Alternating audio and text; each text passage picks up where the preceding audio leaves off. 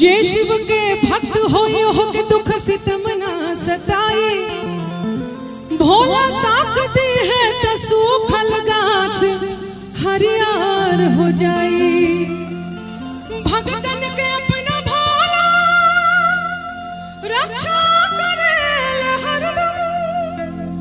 जेकर श्रद्धा होई साचू है शिव जी के पाई।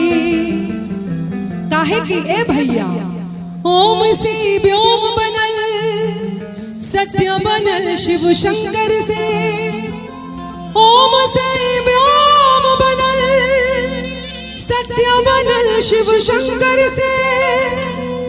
सारा दुखवा दूर हो जाला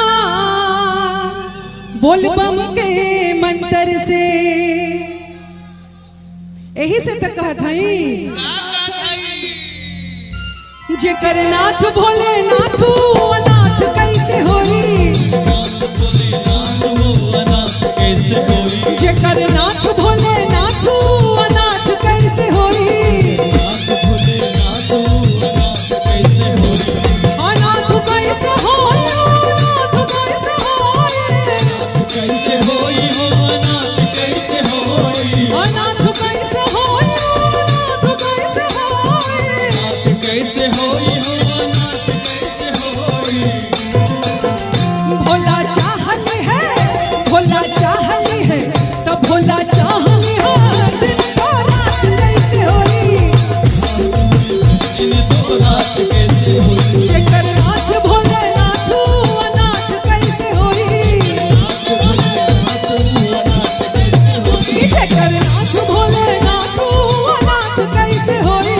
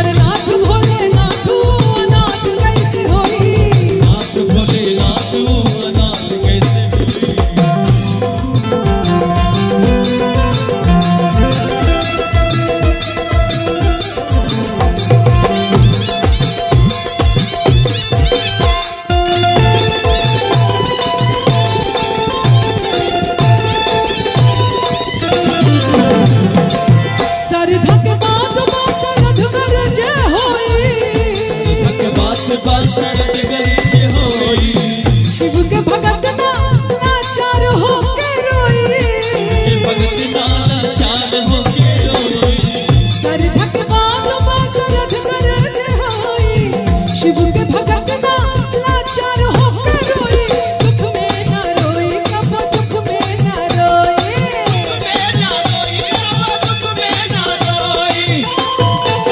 अब नहीं जिंदगी के बिना जिंदगी के बिना जिंदगी के खेल में उमात कैसे होई।